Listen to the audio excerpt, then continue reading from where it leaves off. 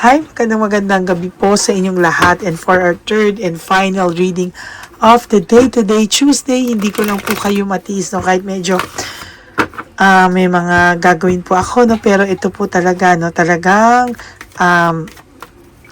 ito po, no, talagang kahit papano po talaga ay ako po ay bumalik para sa inyo lahat para magbigay ng third reading of the day. I hope na napanood nyo na po yung first, second reading today, no, na nilabas ko lang po kanina yung second. Bago po kayo tumalon dito po sa ating third reading of the day. Ayan.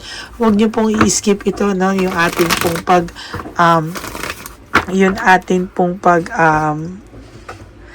ating pong pagbabalasa because dito po ako kumukuha ng energy sa inyong lahat. Okay?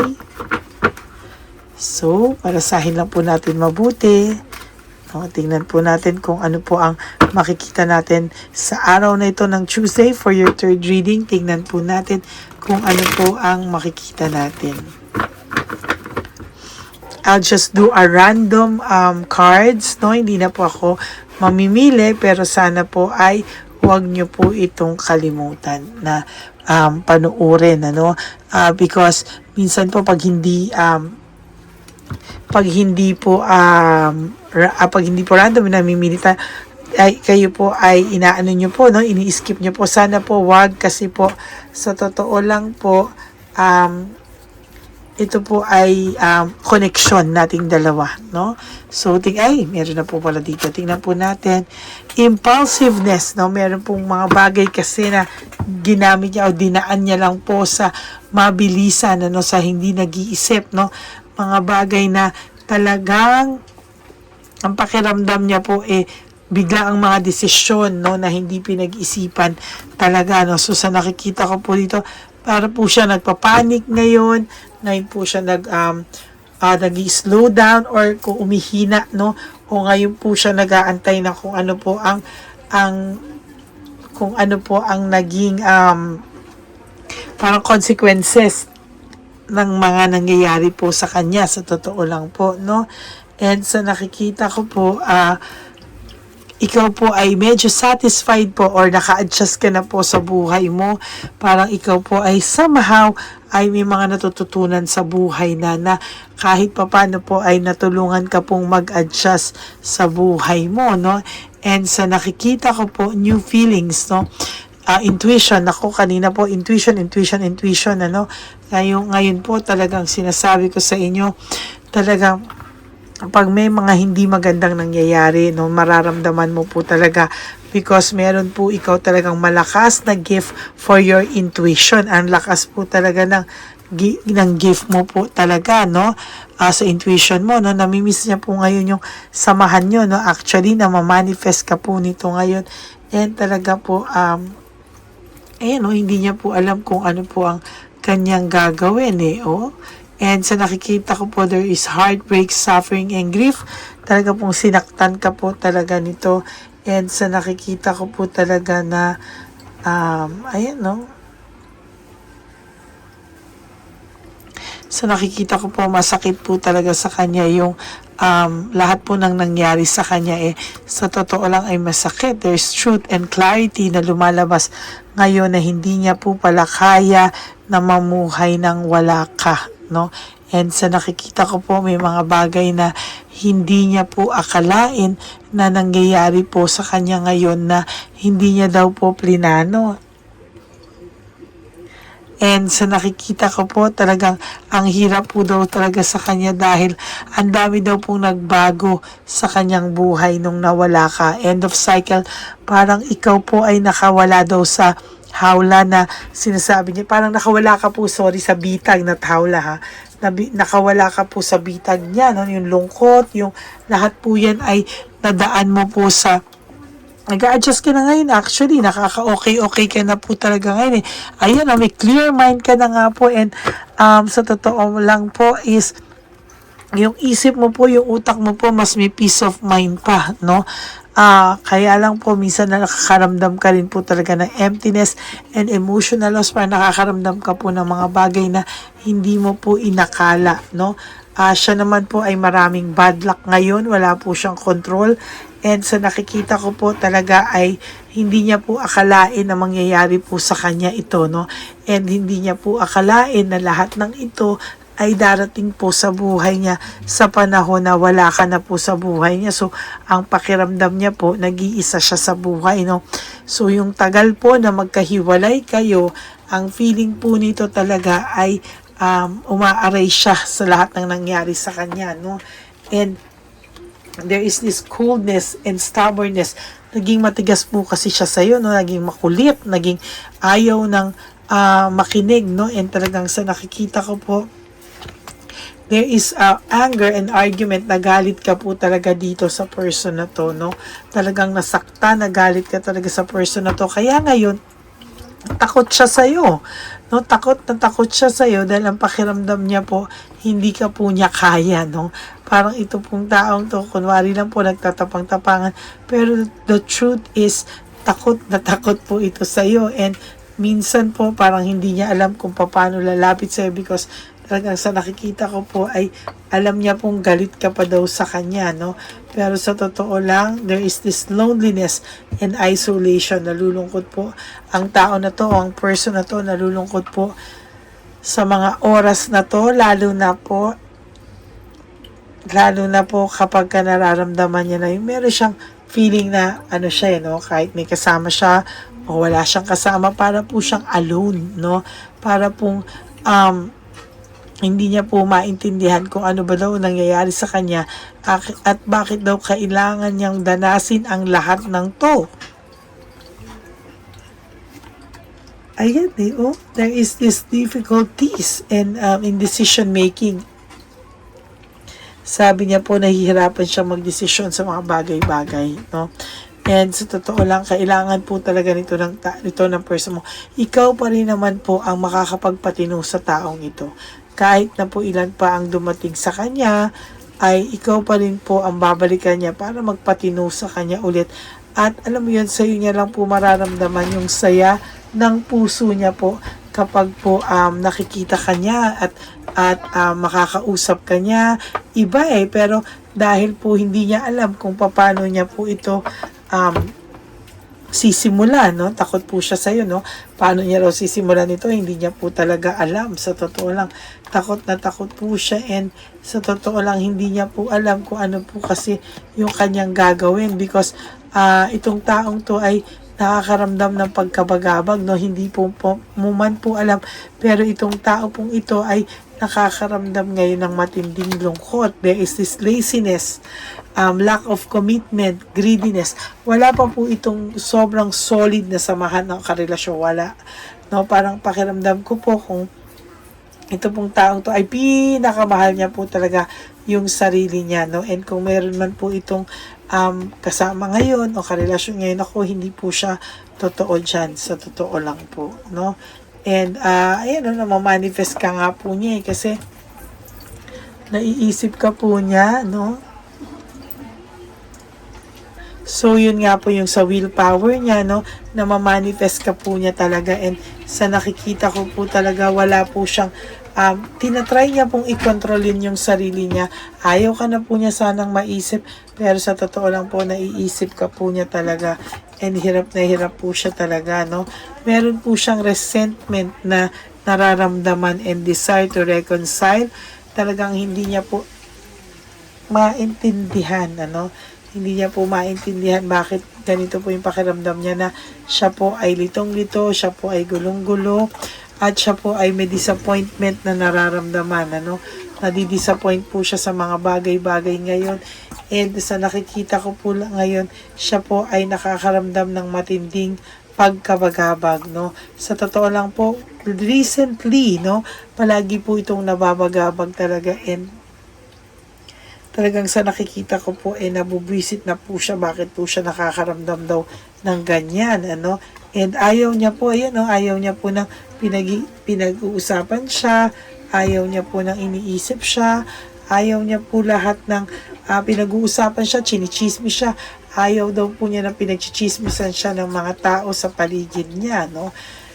para po siyang nasasakal pagka ganito. And ayan po ang nakikita ko sa kanya, hindi niya po alam kung ano po ba yung nangyayari sa kanya sa lahat ng ito, no? Naguguluhan po siya and hindi niya po alam kung paano niya po ito sa totoo lang malalagpasan, no?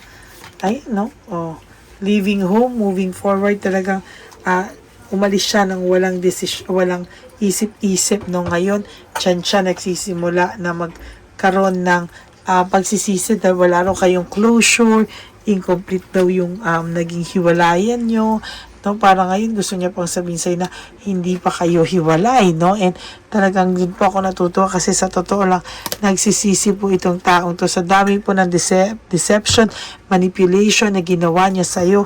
Talaga pong hirap na hirap po ito. And talagang sa nakikita ko po, siya po ay hindi mapalagay, hindi siya mapakali sa mga oras na to. Samantalang ikaw po, no, pag ikaw po ay may blessing, may reward ka, sa lahat, siya po ay lungkot na lungkot. O yung even the third party, sabi ko nga sa second reading of the day ko is, talagang lungkot na lungkot siya. And hindi niya po alam kung ano po ang kanya pong gagawin, no? So, yan, ano, talagang malaki po yung takot sa nito, no? Pagka alam niya po na hindi din po siya makalapit sa iyo kasi or makipag-usap sa iyo ng matagalan or heart to heart kasi pag ginawa mo daw po niya yan, hindi siya mananalo sa iyo. And pag ginawa niya daw po yan, ay tuloy daw po yung mga pangyayaring ganito sa buhay niya.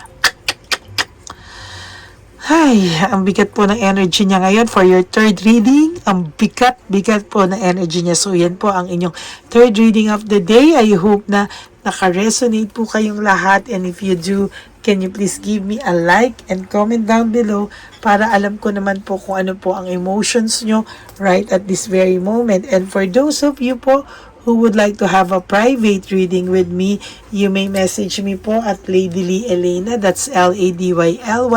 Elena, nasa dulo po yan ng ating video. Diyan nyo lang po ako makokontak. That is my only official and legit FB and Messenger account. Maraming salamat po sa inyong lahat. And ang aking lagi pong payo sa inyo is just to live one day at a time. You do 3 things that will make you happy for the day. Prioritize yourself, make yourself happy, and always choose to love yourself because self-love is still the best love of all. And you have to realize that life is so short. Don't make it shorter by stressing yourself from all the pains and heartaches na binigay sa inyo na kahapon. Just surrender everything to the divine universe and just let go and let God write your life and love story. Ako po ay magbabalik for another set of reading for your first reading of the day tomorrow. For the meantime, panoorin niyo muna po lahat ng mga telebasa ng inyong buhay, ano? So magandang gabi po sa inyong lahat. At magkikita po tayo ulit bukas. Huwag po kayong malungkot. Ano? Stay safe, stay dry, and I love you all from the bottom of my heart. Bye!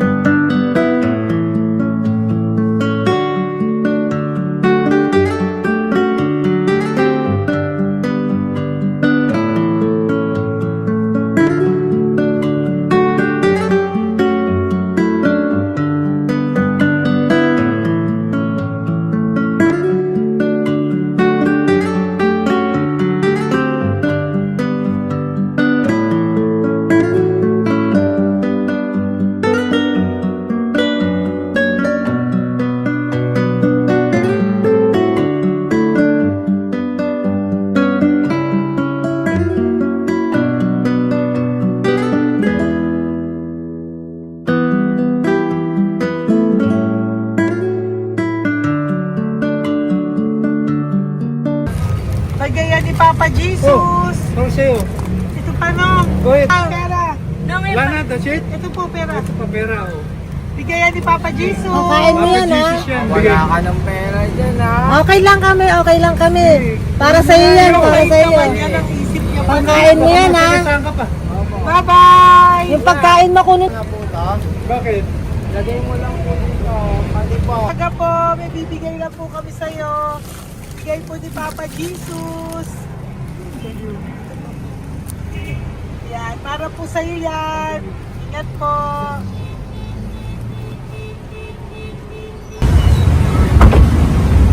Ganda tanghali po. May bigay po si Papa Jesus sa inyo.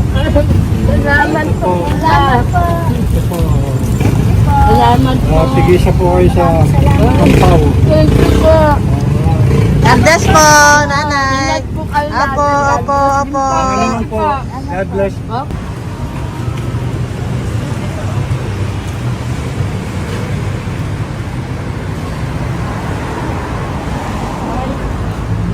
Bigay po ni Papa Jesus sa inyo. Salamat. God bless po. Kuya, pangkain mo po yan, ha? Tayo ka ba nandyan? Po, hindi po. Dito po nanatimbahan po. Ah! Sa music ministry. Doon ka nakapwesto. Opo. Sige po, Sige po, bye po. God bless po. Ingat.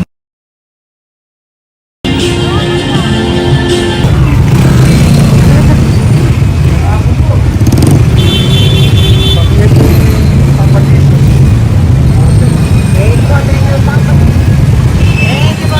Thank you po, bye po. Meron pa eh. Yo, bigay po ni Papa Jesus. Salamat po.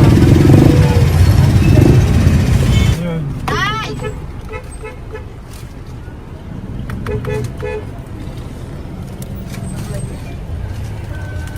Good. Tay, para sa'yo po, bigay po ni Papa Jesus. Papa Jesus, eh. Tay, bye-bye. God bless po, God bless.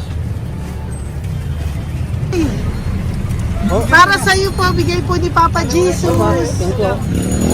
Ayan po, bigay po yan sa ni Papa Jesus. Thank you po. Amen.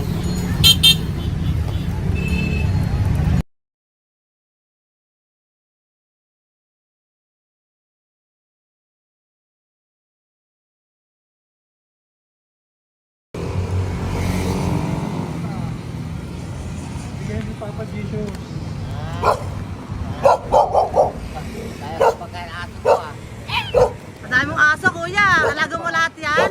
O, nagkait. Kuya, size yan. Nasa iba? Kalagala. Ay, talaga?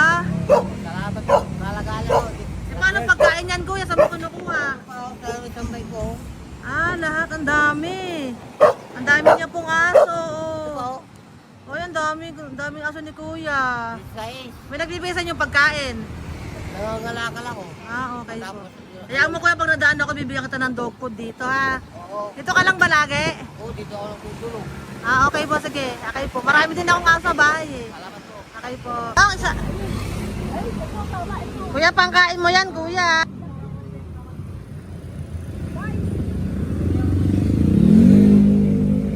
Nangangalakal ka, kuya? Sige po, thank you po. Maraming salamat, ma'am. May pagkain ka, nanay. Sa hirap ng buhay ngayon. Ba't nandito ka, nay? Tagasan ka ba? Yung arthritis ang sakit ko eh. Tagasan ka ba, nay? Sa plado eh. Sa Pladway. Oo. Okay po.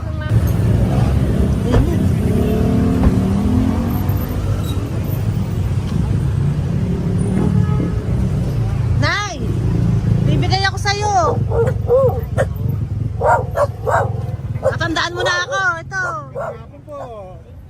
Si tatay. Si tatay. Thank you, Nay. Habay po.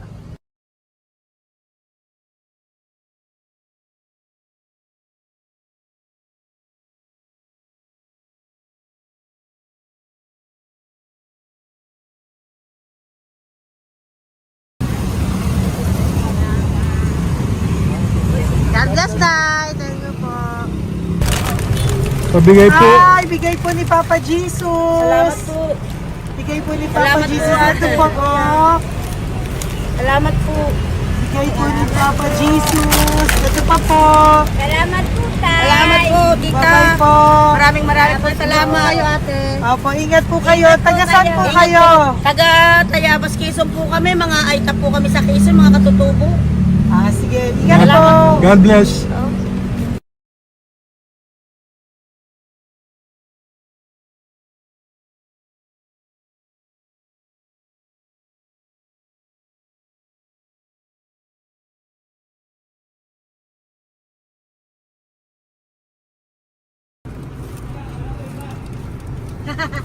Tay, Tinatawag niya bigay po ni Papa Jesus. Thank you po. Ayan po. Sobrang Ang sipag mo naman, tay. sipag nyo naman po. Kanina po kasi, taglagas ngayon, taglagas. O, pang merienda nyo po yan, Sige po, ha? salamat po sa inyo. Tapos yung road bags po, Kala ko uwi sino nyo po. binubusinahan niya eh. Sige Sige po, na bye-bye po. Sige po, salamat po. Bye-bye.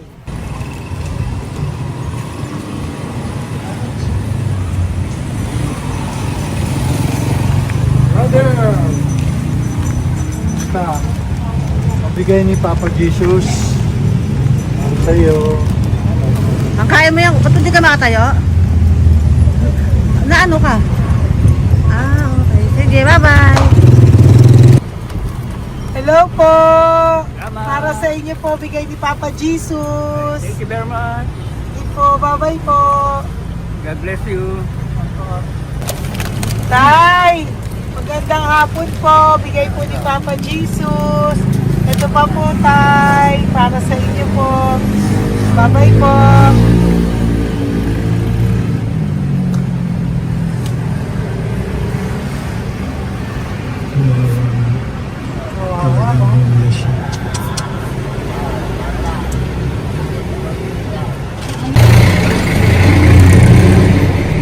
Ate. Tingnan lang. Baka maano siya. Ito po, oh, bigay po sa'yo ni Papa Jesus. Ito pa po, oh. Pera po. God bless po. Okay. Taga saan ka po? Sige, ingat ka po, ah. Hello po, magandang hapon po. Ano po? Bigay po sa'yo ni Papa Jesus. Thank you, madam. Tsaka ito pa po, para po sa'yo.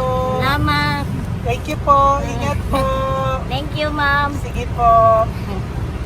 Salamat. Akala ko, ma'am, bibili. Ay, hindi po, para sa'yo po yan. Bye-bye Thank you, po. ma'am.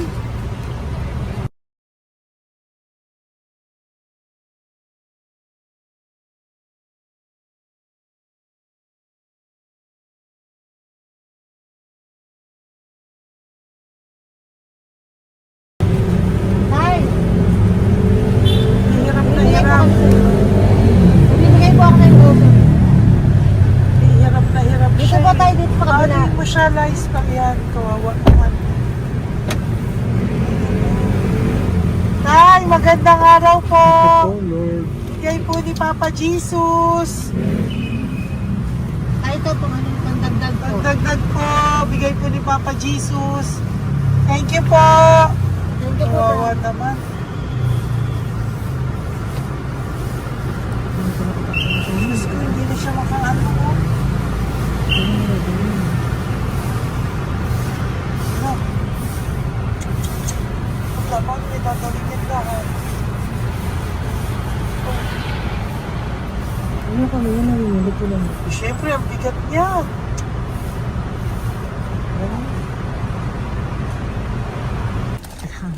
Kaya, bigay sa'yo ni Papa Jesus. Sige po, ma'am. Ayun yung palinis po, ma'am. Hindi na po, okay na Sige po. po. Ito po. Thank you ma'am. po. Thank you, sir.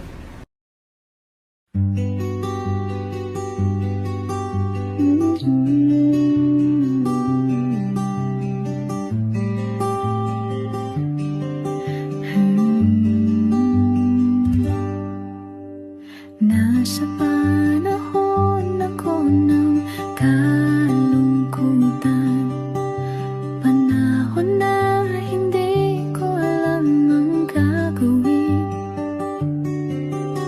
Nalilito, naguguluhan,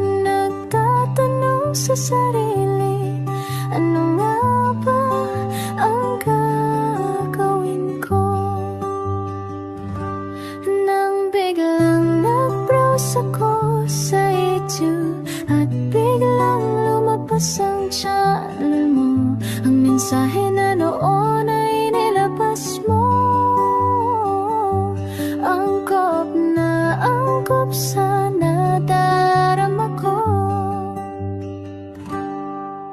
Unang beses lang dumaan ang channel mo sa browser ko. Hindi ako nagdalawang isip na hanapin ang Facebook account mo at mag-message sa'yo. Agad ka naman sumagot sa mensahe ko. Hindi ko alam ang damdamin noon, dahil parang may sumungaw sa aking pag-asa. Nang kaliwanagan sa dilim ng gabi, dumating ka, ikaw ang sagot sa panalangin. Salamat dumating ka at nakilala kita, Madam Elena. Nabago mo ang pananaw ko. Noon ay malabo, ngunit ngayon ay may linaw na tinatahak. Salamat sa Diyos, ikaw isang anghel